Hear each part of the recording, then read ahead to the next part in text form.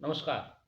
समय संवाद में आपका स्वागत है। मैं हूं सर्वेश कुमार सिंह। राष्ट्रीय लोकदल के अध्यक्ष जयंत चौधरी ने अब अपने कार्यकर्ताओं को और समर्थकों को साफ संदेश दे दिया है कि वो सभी तरह के मतभेद बुलाकर भारतीय जनता पार्टी के साथ एकजुट होकर चुनाव मैदान में उतर जाए। उन्होंने अपने कार्यकर्ताओं से कहा है और समर्थकों से कहा है और मतदाताओं से भी अपील की है कि भारतीय जनता पार्टी के नेताओं और कार्यकर्ताओं के लिए अपने दरवाजे खोल दें। ये बात उन्होंने पश्चिम उत्तर प्रदेश के प्रमुख संसदीय क्षेत्र और जो उनका भी संसदीय क्षेत्र रहा है, जहां से वो सांसद रहे 2009 में, यानी कि मथुरा में ये संदेश दिया। मथुरा में जयंत चौधरी सम्मान समारोह में मुख्य अतिथि के रूप में उपस्थित हुए थे। उनके सम्मान में विशाल एक सभा आयोजित हुई। इस सभा में हजारों की संख्या में लोग उपस्थित थे, कार्यकर्ता उपस्थित थे राष्ट्रीय लोकदल के और समर्थक उपस्थित थे। इसमें बहुत ही भावनात्मक और बहुत संतुलित भाषण जयंत चौधरी ने दिया। उन्होंने पूरे गठबंधन में शामिल होने की जो बात थी उसे बड़े स्पष्टता के साथ अपने समर्थकों के सामने रखा और कहा कि अब सारे गिले शिकवे भाजपा के साथ भुला देने का समय है। किसी तरह का कोई शिकायत अब नहीं रखनी है और अब जब मतदान के समय और चुनाव प्रचार में भारतीय जनता पार्टी के कार्यकर्ता आपके दरवाजे पर आए तो उनका स्वागत करें, दरवाजे खोल दें, दिल से स्वागत करें, उनका साथ दें और भाजपा के और राष्ट्रीय लोकदल के जो गठबंधन के प्रत्याशी हैं उन्हें जिताने का काम करें। उन्होंने ये भी अपील की कि जब यहाँ मतदान होगा तो कटाई का समय होगा, गेहूं कटाई का समय चल रहा होगा, एक दिन कटाई रोक कर इस काम के लिए जुट जाए, यानी कि मतदान करें, पहले मतदान। जयंत चौधरी की जो मथुरा की सभा है, इसका संदेश केवल मथुरा तक नहीं है, इसका संदेश दूर तक गया है।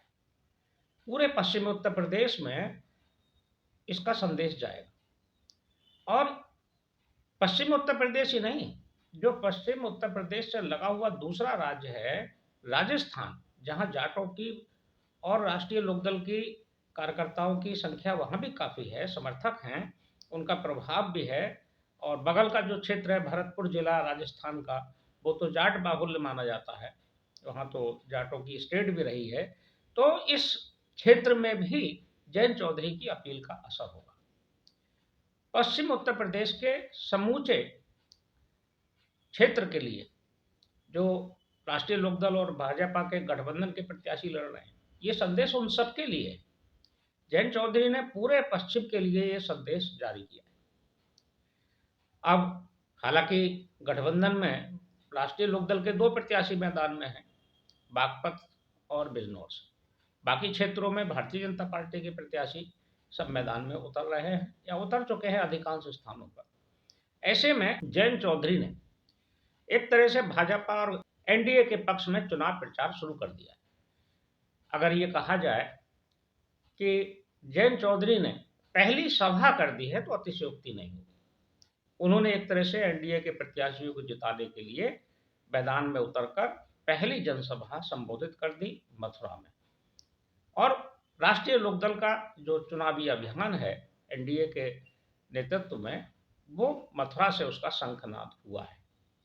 इसका असर है। मथुरा से जो सांसद हैं वो भारतीय जनता पार्टी की वर्तमान सांसद हैं, 2 बार से जीत रही हैं, हेमा मालिनी, प्रख्यात कलाकार हैं, देश और दुनिया में उनका नाम है।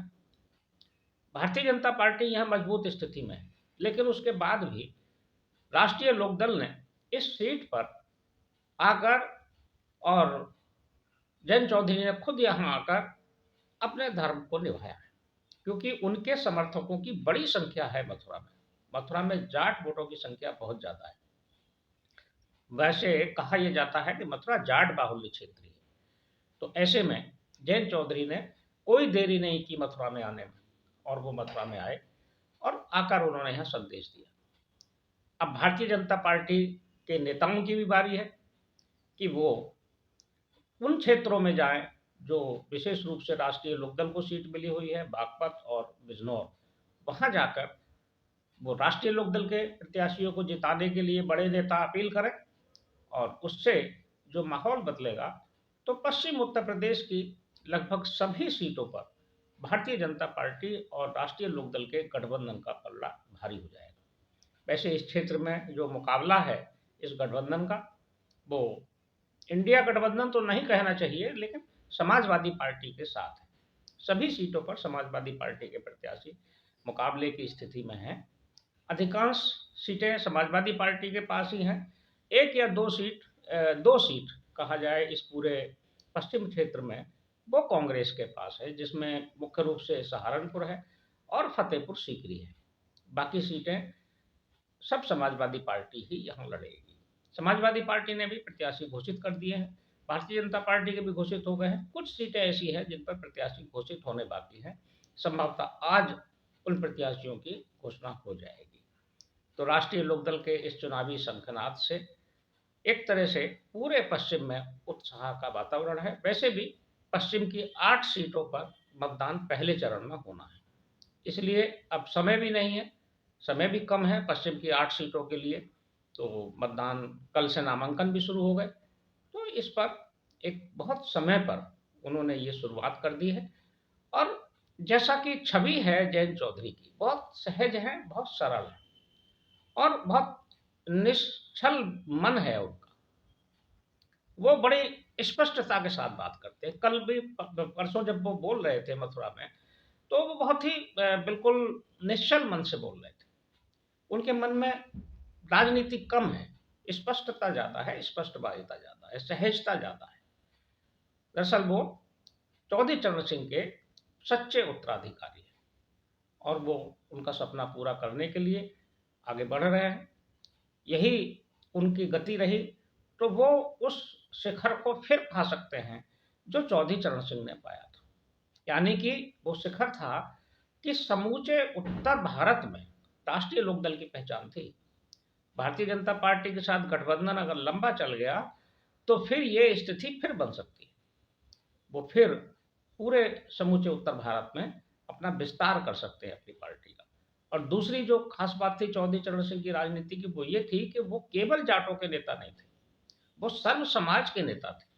उनके साथ उत्तर भारत की वो सभी जातियां जुड़ी हुई थी जो किसान जातियां थी, जो खेती करती हैं या जिनका गांव से संबंध है, भूमि से संबंध है, कृषि जिनका मुख्य आजीविका थी। ऐसे जातियां जिनमें जाट, गुजर, राजपूत और सैनी, अन्य जातियां कुर्मी, लोध, ये सभी जातियां, यादव भी पूर्वी उत्तर प्रदेश में और मध्य उत्तर प्रदेश में यादव बड़ी संख्या में चौधरी चरण सिंह के साथ जुड़े हुए थे। कई यादव नेताओं को उन्होंने आगे बढ़ाया, और कहा जाए कि वो उनके जन्मदाता थे राजनीति में, तो ये भी अतिशयोक्ति नहीं होगी। जिनमें मुलायम सिंह यादव भी शामिल है। मुलायम सिंह यादव, लालू यादव, ये सब एक समय चौधरी चरण सिंह के अनुयायी रहे और उन लोगों को उन्होंने नेता बनाया, बड़े बड़े नेता पैदा किए उन्होंने। तो ये एक अच्छी शुरुआत है जो पश्चिम उत्तर प्रदेश से हुई है एनडीए के लिए, राजग गठबंधन के लिए। इंडिया गठबंधन अभी कोई शुरुआत इस तरह की नहीं कर पाया। देखते हैं इंडिया गठबंधन चुनाव प्रचार में कब तक उतरता है और किस रूप में वो लोग मैदान में आते हैं। समय संवाद में आज बस इतना ही। कल फिर मिलेंगे किसी एक खास विषय के साथ। तब तक के लिए मैं सर्वेश कुमार सिंह आपसे विदा लेता हूँ।